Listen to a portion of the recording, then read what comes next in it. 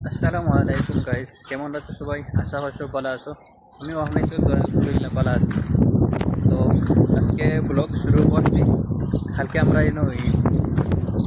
আজকে হইলে 19 তারিখ আর কালকে হইলে 20 তারিখ। কালকে 20 তারিখে আমরা ঈদ, সৌদি আরবে ঈদ কালকে, ঠিক আছে?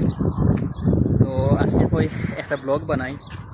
তো কন্টিনিউ পুরা ব্লগ দেখো, ভালো লাগে লাইক কমেন্ট শেয়ার করিও, আর ইউটিউবও সাবস্ক্রাইব করিও, ফেসবুকও ফলো করিও, ঠিক আছে? তো এখন আমি কিছু জিনিস দেখাই আপনার করে।